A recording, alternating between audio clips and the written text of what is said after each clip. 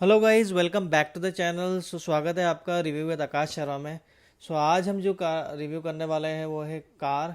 और कार भी वो है जो एसयूवी सेगमेंट में किंग है। और अभी सबसे ज़्यादा अगर हाइप बना हुआ है तो इन्हीं सेगमेंट की गाड़ियों का बना हुआ है। आज हम रिव्यू करेंगे महिंद्रा बेस्ड कार्स का, जिसके हम देखेंगे कि किस तरह की उनकी गाड़ी है, क्या बिल्ड क्वालिटी है, क्या क्या उनके पॉजिटिव्स हैं, और उसके साथ हम देखेंगे कि किस तरह के फीचर्स वगैरह अलाइन किए गए हैं, और फिर देखेंगे कि ये गाड़ी आपको परचेस करनी चाहिए कि नहीं चाहिए, इनके प्राइजेस क्या हैं, और इज़ इट रियली अफोर्डेबल, इनके माइलेज टेस्ट एंड एवरीथिंग। बने रहिए, हम लोग इसमें डिस्कस करेंगे आपकी फेवरेट एक्सयूवी 700 एंड थार के बारे में। फर्स्ट ऑफ ऑल हम बात करते हैं एक्सयूवी 700 की। ये एक बहुत अच्छी कार है, जब से आई है मार्केट में इसकी इनिशियल लेवल से ही बुकिंग चालू है।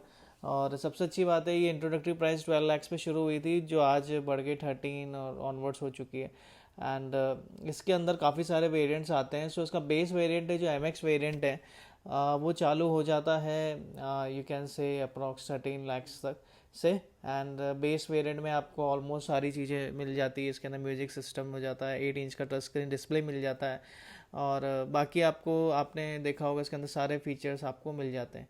सो इसको हम डिटेलिंग में अब डिस्कस करेंगे एम एक्स को। इसके अलावा जो वेरिएंट्स आते हैं, AX3 आता है। AX3 से थोड़ा सा टेक्नोलॉजिकल अपग्रेड हो जाता है, क्योंकि एक्सयूवी 700 जो बेसिक कंसेप्ट था वो टेक्नोलॉजी को लेके था। They have the Adrenox feature introduce in XUV 700 from AX3 variant. इसके साथ आपको एक बड़ा टच स्क्रीन डिस्प्ले मिल जाता है 26.03 सेंटीमीटर का। बहुत ही वाइड स्क्रीन डिस्प्ले है, तो मतलब आप देखेंगे तो आपने एनालॉग मीटर्स वगैरह ये सब देखे होंगे अभी तक, बट इसके अंदर आपको टच स्क्रीन पूरी एक साथ असेंबल होकर दिखती है। बहुत अच्छा दिखता है, जब भी रात में या कभी भी अपन ड्राइव कर रहे हैं तो बहुत अच्छा एक फील आता है। और इसके बाद इसके अंदर काफ़ी सारे एक सी वेरिएंट्स में फीचर्स का एनहांसमेंट हो जाता है आपको। टायर साइज़ तो वही सेम ही है, बट इसके साथ आपको रिम्स मिल जाते हैं, थोड़ा सा अंदर इंटीरियर्स में थोड़ा सा चेंजेस हो जाता है। बाकी it's again 5 seater, from MX to AX3 is still 5 seater. यहाँ पे थोड़े से बेनिफिट्स हैं, आपको टच स्क्रीन का एनहांसमेंट है, और इसके साथ ही अदर फीचर्स थोड़े से इंप्रूव हो जाते हैं। बट इसके बाद हम जब दूसरे वेरिएंट्स पे आते हैं, AX5 जो सबसे ज़्यादा वैल्यू फॉर मनी वेरिएंट माना जाता है, क्योंकि ऑलमोस्ट इनकी प्राइस का डिफरेंस भी थोड़ा कम है। फ्रॉम AX3 टू MX का आप देखेंगे तो प्राइस डिफरेंस थोड़ा ज़्यादा हो जाता है, 2 lakhs के अप्रॉक्स हो जाता है। But when you switch to AX3 to AX5, price difference एक बहुत अच्छा फैक्टर है कि वो एक नेगोशिएबल अमाउंट्स पे होता है। और AX5 में अगर हम बात करें तो हमें इसमें बिग पैनारोमिक सनरूफ मिल जाता है। ये एक तरह का अब तक का एसयूवी का बहुत सबसे बड़ा सनरूफ इसके अंदर दे रहे हैं। और इसके साथ आपको फुली कंट्रोल 26.03 सेंटीमीटर का पूरा स्क्रीन मिल रहा है, और आपको अलॉय व्हील्स मिल जाते हैं इसके अंदर। सीट्स प्रॉपरली मिल जाती है, वो ब्लैकिश ही है। और बाकी ये भी इसमें आप देखेंगे तो आपको अलग अलग ऑप्शन भी मिल जाते हैं। AX5 में आपको 5 सीटर भी मिल जाता है, 7 सीटर का भी ऑप्शन अवेलेबल है इसमें। और चाहे तो आप अपग्रेड भी कर सकते हैं आपका 5 to 7 सीटर। और इसी के साथ हम बात करें तो AX5 में ऑलमोस्ट सारे फीचर्स जो यूजेबिलिटी है अच्छे, आपको जो प्रोजेक्टर हेडलाइट्स और उसके साथ आपको LED DRS प्रॉपर मिल जाते हैं। It's good, very nice. आपको पूरे एक तरह से ब्लिंकिंग LED जो आप देखते हैं वो मिलता है इसके अंदर। और बाकी जैसे प्रीवियस वेरिएंट्स में हमें हेलोजन और इस टाइप के एलईडीज देखने को मिलते हैं, और बल्ब जो कॉन्फ़िगरेशन है, बाकी इसके अंदर वो कुछ अच्छा सा नया देखने को मिलता है। और alloy wheels diamond cut alloy wheels के फ्रेम में मिलते हैं। अभी बात करें तो इसके बाद जो वेरिएंट्स हैं उसके अंदर आता है AX7 और AX7 लग्जरी। AX7 वेरिएंट अपना आप में एक बहुत ही अच्छा वेरिएंट है इन टर्म्स ऑफ डिज़ाइन। इसके अंदर आपको फाइनली कट डायमंड अलॉयज मिल जाते हैं। इसके अंदर थोड़ा सा आपको इंटीरियर इन्हांसमेंट 7 सीटर में आपको मिल जाता है। इसके अंदर manual transmission, automatic transmission both are available, diesel and petrol both. And this one has every feature that Adrenox has, and but mostly ADAS थोड़ा सा मिसिंग है इसके अंदर। एक लग्जरी भी में आपको ये थोड़ा सा ये इन्हांस होता है। कुछ कुछ फीचर्स इसके अंदर जो एक्सयूवी के कोर फीचर्स है वो आपको इसके अंदर मिल जाते हैं। और बाद में अगर हम AX7 लग्जरी पे आते हैं तो उसमें ऑलमोस्ट आपको सारे फीचर मिलते हैं, जो भी आपको प्रीमियम लेदर सीट्स मिल जाती है, और इसमें 18 इंच के अलॉय व्हील्स वगैरह मिल जाते हैं। वो AX7 से भी शायद 18 इंच के ही मिलने शुरू हो जाते हैं। सो व्हील साइज़ थोड़ा बढ़ जाता है, इसके साथ अंदर का सीट्स प्रीमियमनेस बढ़ जाता है, 7 सीटर कंप्लीटली मिलती है, आपको सनरूफ मिल रहा है। सो इस तरह से लग्जरी में जाते हैं तो आप ऑलमोस्ट 28 lakhs पे कर रहे हैं, तो all the features are reliable to that scenario. So अगर हम बात करें जो हमारा जो मेन था इसके अंदर कि हमें जैसे एम एक्स वेरियंट रिव्यू करने के लिए मिला और हमने देखा उसको शोरूम पे। So it's my first time that I really gone through with this variant. So ये बहुत ही एक अच्छा वैल्यू फॉर मनी वेरियंट लगा मुझे इस टाइम ड्यूरेशन के हिसाब से। And the price point it is coming is also very good. और अगर आप देखेंगे तो कुछ अगर आपने एडिशनल कुछ महिंद्रा से ऐड ऑन किया है तो I got a customer who add on like 70,000 in that and he's got everything premium seats and everything। so उसके बाद ये वेरिएंट काफ़ी अच्छा भी लग रहा था। और बाकी मैंने इसको अच्छे से देखा तो मतलब इसकी screen infotainment system is also fine, sound quality is also good and and you can सी कि जब मैं इसके अंदर जब मैंने बैठ के देखा इसके अंदर तो it's a real time feel that I was just driving Desire and all these segments before। so you can say the build quality is very high।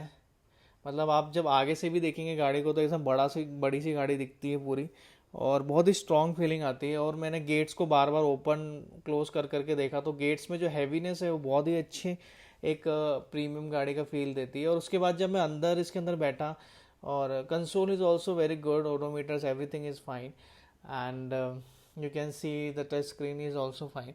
8 inch का है, थोड़ा छोटा है but it is good and और सबसे अच्छा sitting position इतनी better है कि मतलब गेयर नॉब्स एंड जो आर्म रेस्ट है वो एक बहुत ही प्रॉपरली कॉन्फ़िगर्ड है। सो आपको एक बहुत अच्छा फील आता है इसके अंदर बैठने में। और इसके बाद मैंने इसकी साइड सीट्स पे भी बैठ के देखा, को ड्राइवर सीट्स पे। So big amount of ample space are there और बहुत अच्छे से व्यू एकदम एक बहुत ही एक ऐसा लगता है हाई प्रीमियम एसयूवी में बैठे हुए हैं। और एक बहुत अच्छा व्यू आउटर का भी आ रहा है, आपको पूरा कंप्लीट बोनट दिखता है इसके अंदर। और इसके बाद पीछे जाएं तो पीछे भी बहुत अच्छा स्पेस है, लेग रूम वगैरह बहुत प्रॉपरली है। और इसी के साथ ही इसके अंदर आप देखा जाए तो एरियर एसी वेंट्स है और उसके साथ एक चार्जर भी है, बट वो थोड़ा सा यूज़फुल कम ही है। और इसके बाद अगर मैं पीछे की उसकी बैक सीट पे जाऊँ कम्प्लीटली तो वहाँ पे कम्प्लीटली बहुत अच्छा बूट स्पेस है। और वहाँ पे अगर आप देखोगे ना तो इतना स्ट्रॉन्ग फीलिंग आएगी उस बूट स्पेस में भी आपको कि एकदम आप आराम से उसके अंदर जैसे कहीं हैंग आउट या फिर कहीं आप टूरिस्ट प्लेस पे जा रहे थे उसके अंदर बैठ भी सकते हैं। और बहुत अच्छा एक अपराइट मैनेज किया गया उसके अंदर। सो बूट स्पेस काफ़ी बड़ा था, around 450 to 500 in between that. So it's a very big boot space, और बहुत ही अच्छा। और जब मैंने इसकी बिल्ड को जब टेस्ट किया मैंने, I open the doors, I open the bonnet doors, it's a very good build. मतलब आपको खुद फील होगा कि बिल्ड के मामले में गाड़ी का कोई जवाब नहीं है, ऐसे इसको 5 स्टार रेटिंग नहीं मिली। It's a very good build at any point of time. So ऐसा बेस वेरिएंट अगर मैं आपको ये रिव्यू करूँ तो ये एक ऐसा बेस वेरिएंट मैंने अपने आप में देखा कि जिसके अंदर आपको ऑलमोस्ट सारे फीचर्स थे, आपको वही लग्जरी एलिमेंट्स ऐड हुए थे और वो प्राइस पॉइंट्स भी जस्टिफाई हो रहा था उस जगह पे।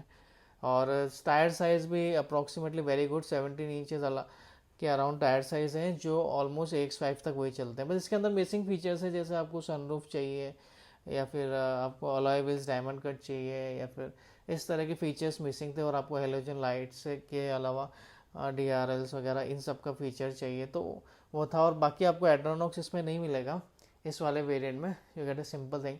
बट अगर आप एक बजट बायर हैं और आप ऑलरेडी 13-14 lakhs अगर स्पेंड कर रहे हैं किया और इन सब गाड़ियों में, so you must go and just see that. I am very fortunate कि मुझे वहाँ पे MX वेरिएंट ही खड़ा हुआ मिल गया, क्योंकि जनरली वो वेरिएंट्स लोगों को देखने को कम मिलता है, आपको लग्जरी या कुछ और वेरिएंट्स देखने को मिलते हैं। पर I got to see about this variant and I one thing I really like about it कि बहुत ही एक अपने आप में प्रीमियर डिज़ाइन है। और जो अगर बाकी कंपटीटर से अगर कंपेयर करें तो आपको खुद एक फील होगा कि यार you are sitting in a very luxurious vehicle. और इन सिंपल वर्ड्स इफ कैसे तो आपको BMW ऑडी जैसे ही फील आने वाला है। और इसका जो सबसे अच्छा है कि इसका कंसोल इतना ऊंचा नहीं, तो आपको गियर शिफ्टिंग वगैरह में कोई प्रॉब्लम नहीं आएगी। सो ऑलमोस्ट 6 गियर्स आते हैं। सो आप एक बिल्कुल लेवल पे बैठते हैं, आपको अच्छी विजिबिलिटी भी मिल रही है। और इसके साथ सीट हाइट एडजस्टमेंट का फीचर भी है, तो it will give you very good insight about it. और सबसे अच्छी बात ये भी है, अगर आप इस वेरिएंट को जैसे प्रेफर भी करते हैं तो इसके साथ एक है कि आपको जो इसका कंसोल है उस वो आप में आपको कुछ ऐसा डिफरेंस नज़र नहीं आएगा ज़्यादा। एंड इट्स वेरी गुड कि कंसोल में भी उन्होंने बहुत अच्छे फीचर्स इंट्रोड्यूस करके दिए हैं, जिसमें आपको पूरा गाड़ी का geographic dimensions and everything you got, every information you got on this. Infotech system is also proper, और स्मूथनेस इज़ देयर, इंजन की स्मूथनेस बहुत है। और एक तरह से देखा जाए तो आपको एक किंग साइज फीलिंग आती है इसके अंदर। सो अगर if you are interested in XUV 700 also, so I must say that the base variant is not as like thinking that it is not good or something. It is also value for money. They can, for as beginners, you can opt for it instead of going for the cars like Kia or Creta. You can prefer that as well if you are really can able to compromise with this budget thing, and if you really want to go with some higher segments and want to drive something. और बाकी अगर मैं mileage की बात करूँ तो mileage इतना अच्छा नहीं है एज़ कम्पेयर टू दैट। सो 9-10 और you can expect 12-13 in highways in petrol. और इसके अंदर जो डीजल का है वो MX वेरिएंट में ये है कि डीजल का आपको 185 VS का पावर वाला जो इंजन मिलता है वही है। बाकी पेट्रोल वेरिएंट्स में ऑलमोस्ट ऑल सेम्स है। और ये बाकी डिटेल्स तो आपको हमेशा हर चैनल पे मिल ही जाती है इसके रिगार्डिंग कि इतना ये हो रहा है 200 के अराउंड जो पावर है वो पेट्रोल में है, और डीजल में अराउंड 185 का है। बस में XUV 500 का पुराना ही इंजन कैरी आउट हुआ है। So maybe it's a good option कि अगर आपको पुराना अगर XUV 500 अच्छी लग रही है और उसके इंजन, और I think mileage was also good in XUV 500, so that you can select this option. But on the same time, this will make you a good deal as well. और बाकी अगर आप अच्छा है और थोड़ा सा आप इंक्रीज करना चाहते हैं तो beyond that you go for AX5 model, not on AX3, because it's a very high difference, more than 2.5 something is there. But in AX5 is very good in terms of that. So instead of going to AX3, you can go for AX5. So this is the review with XUV 700. So मेरे को बहुत सारा इसके positives लगे, negatives I can see that the only thing I found that some kind of you can say some features are missing out in base variants and some other variants. और थोड़ा सा suspension का जो problems है वो हल्का फुल्का एहसास होता है। और इसके अलावा थोड़ा सा अभी टच स्क्रीन डिस्प्ले और बेटर हो सकता था पर वो लैग करता है। सो मैंने बाकी जो वेरिएंट्स देखे हैं उसमें थोड़ा सा एक नयापन तो है, बट इनके अंदर क्रूज़ कंट्रोल जैसे इंपॉर्टेंट फीचर्स मिसिंग है, जो आजकल एक 7-8 लाख की गाड़ी में भी आ रहे हैं जो बहुत ज़रूरी है हाईवे पे। तो इनके टॉप एंड वेरिएंट तक भी वो मतलब धीरे धीरे कैरी आउट होते हैं, बाकी AX3 AX5 तक मुश्किल ही दिखते हैं। सो इस तरह से बहुत इंपॉर्टेंट फीचर मिसिंग है। और बाकी इनकी जो प्रॉब्लम्स है कि जो अगर आप हायर वेरिएंट में ले रहे हैं और उनका ऑटोमेटिक जो एडास सिस्टम उसकी वजह से ब्रेकिंग मॉड्यूल्स ख़राब हो रहे हैं, तो इस तरह के नेगेटिव्स आ रहे हैं। लोग जो चला रहे हैं वो अपने फीडबैक्स देते हैं। बाकी in terms of mileage also is not performing well. इसका टैंक साइज भी 60 लीटर का है तो that's an issue. But if you are really driving enthusiastic और आपके लिए ये सब चीज़ें मैटर नहीं करती तो you can go with XUV 700। It's a good car as per my perspective. सो अभी मूव करते हैं, हमने एक और गाड़ी भी देखी XUV 700 को छोड़ के हमने थार को भी देखा। सो थार एक अपने आप में एक 4 मीटर सेगमेंट की गाड़ी है और ये भी बहुत बड़ी गाड़ी एक तरह से आप कह सकते हैं। बट जब आप इसके अंदर जब आप बैठने जाते हैं तो आपको इसका एक फाइन कंसोल दिखता है आगे, एक हार्ड एंड रफ कंसोल दिखता है, और इसका भी सीटिंग हाई है। तो मतलब ऐसा बैठने उतरने में जो लोग पहले स्मॉल गाड़ियाँ चला रहे थे और एकदम से इसमें आते हैं तो थोड़ा उनके लिए अलग टाइप का फीलिंग है। इसमें आप बैठते उतरते हैं तो थोड़ा सा आपको पकड़ के उठना बैठना। और आगे इसकी बॉडी बहुत फाइन है, इसकी बहुत हार्ड बॉडी का है एकदम, आपको बिल्ड क्वालिटी बहुत अच्छी लगेगी। और बिल्ड के साथ साथ देखा जाए तो इसके भी बहुत सारे वेरिएंट आते हैं मार्केट में। और अगर हम हर एक वेरिएंट को देखें तो इसके अंदर automatic transmission, manual transmission, diesel, petrol सारे हैं। तो ये भी ऑलमोस्ट अगर स्टार्टिंग प्राइस इनकी भी अराउंड 16,64,000 समथिंग बेस वेरिएंट से चालू हो जाती है। और इसका एक अच्छा है कि इसमें 4 व्हील ड्राइव आपको मिल रहा है और इसके साथ आप मैनुअल ट्रांसमिशन ऑप्ट कर सकते हैं, ऑटोमेटिक ट्रांसमिशन भी ऑप्ट कर सकते हैं। सो फ्रॉम 7 यू कैन से from 16 lakhs to more than 19 lakhs it will go for higher models in petrol. और अगर आप डीजल में हैं तो डीजल में भी इनके मॉडल्स जो है 17 लाख से शुरू हैं. So 17 to more than 20 it was going for the diesel as well. इसमें ऑटोमेटिक मैनुअल आपको सब मिल जाता है और इसमें कुछ हार्ड टॉप्स के वेरिएंट है, कुछ सॉफ्ट टॉप है, कुछ सीट्स के वेरिएंट्स हैं कि 5 सीटर, 4 सीटर और 7 seater something. So that kind of differentiation is there. So अगर मैं इसको ओवरऑल रिव्यू करूँ तो इसके अंदर हम जब एंटर करते हैं तो ये भी बहुत बड़ी गाड़ी है एक तरह से, अंदर से बहुत बड़ा, और एक हार्ड मटेरियल की बनी हुई है. और यहाँ पे टच स्क्रीन से लेके सब कुछ आपको थोड़ा सा हार्ड ही मिलेगा. उसके अंदर 2 गियर्स के नॉब्स मिलते हैं, एक 4 व्हील ड्राइव का मिलता है और एक नॉर्मल जो अपना नॉर्मल गियरिंग सिस्टम है वो.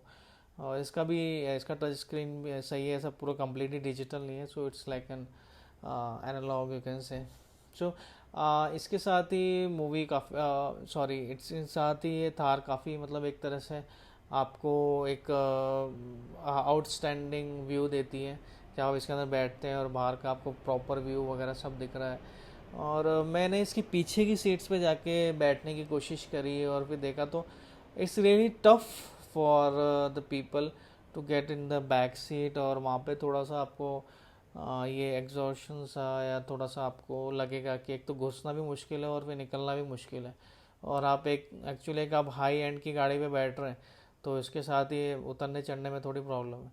सो बाकी जो लोग ऑफ रोडिंग इनको पसंद है या 1 और 2 seater it can be preferred very fine for them.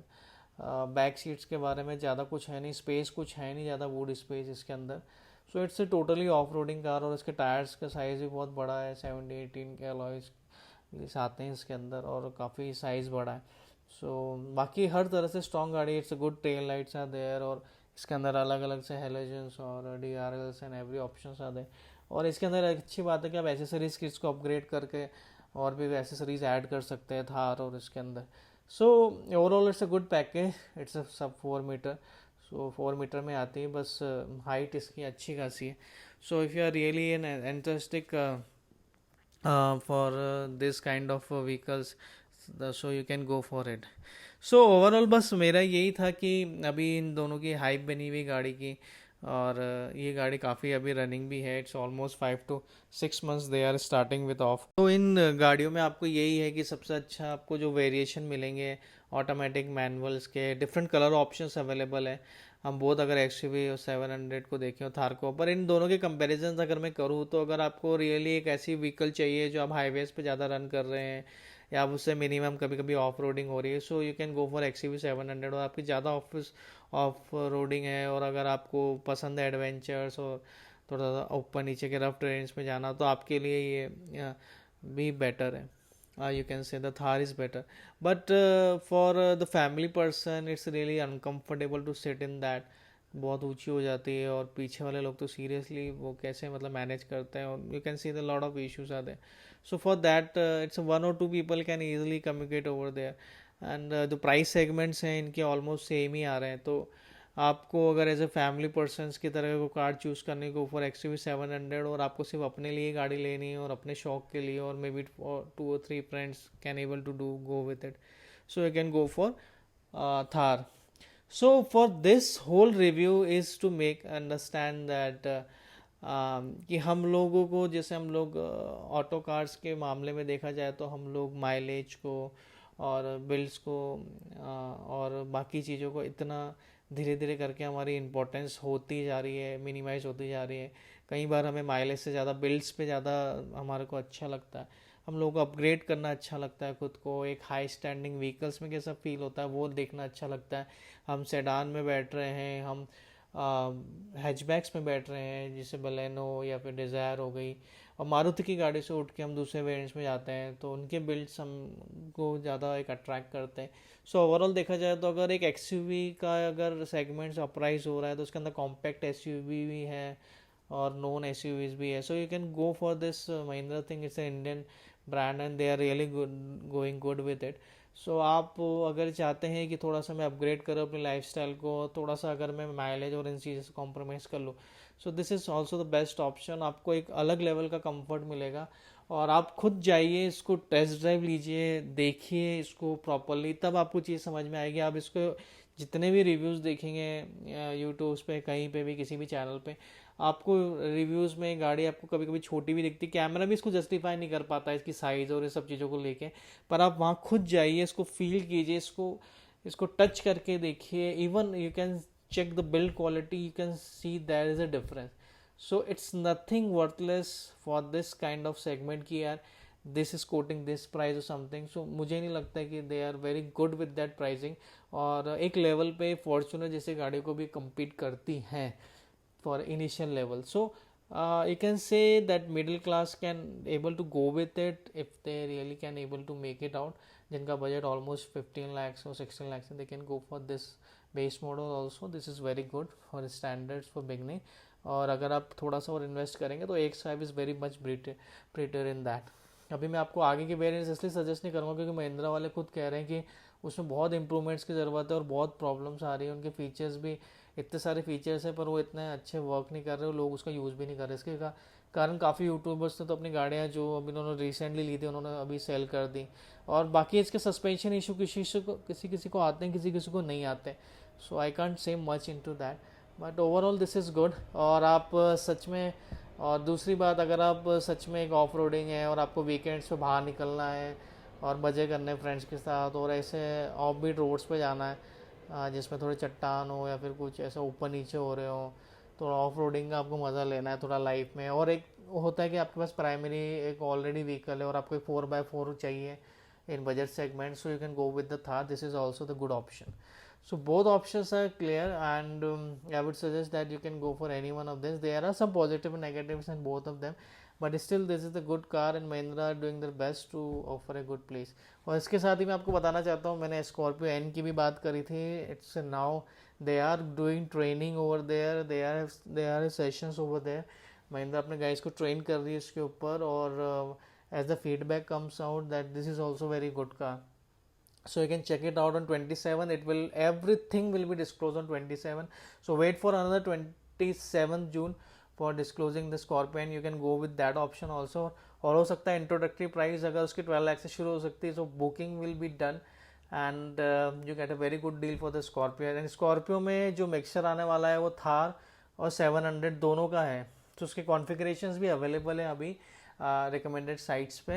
सो आप उसको भी चेक कर सकते हैं. और इस बार वो पेट्रोल में पहली बार लॉन्च हो रही है और डीजल वेरिएंट्स भी है और ऑटोमेटिक मैनुअल भी है. बाकी उसमें ऐसा ज़्यादा फीचर्स नहीं दिखेंगे आपको जैसे 700 में. हो सकता है 700 आपको उससे ज़्यादा बेटर भी दिखे, और हो सकता है कि उसके अंदर थोड़े रफ फीचर्स हो. बाकी उसको जो क्रॉस ब्रीड प्लेटफॉर्म पे जो बना रहे हैं वो उसके अंदर यही है कि आपको दोनों थार और एक्सयूवी दोनों का मज़ा मिल सकता है. सो ऐसा भी हो सकता है कि आपको दोनों ऑफ रोडिंग और एक फैमिली व्हीकल भी मिल जाए उसके रूप में. So you can wait for Scorpio N. और अगर आपने अभी तक कोई गाड़ी परचेस नहीं करी है तो you can wait for Scorpio N also, and it will be launching on 27. And trust me that all the information should be disclosed after 27th of June, so be ready for that. And I hope अगर आपको मेरे reviews पसंद आ रहे हो तो you can go ahead and share and subscribe our channel. और आप नए हैं तो please subscribe the channel or press the bell icon so that you are not going to miss any content updates. And I wish you thank you for watching our channel. You have a great day ahead.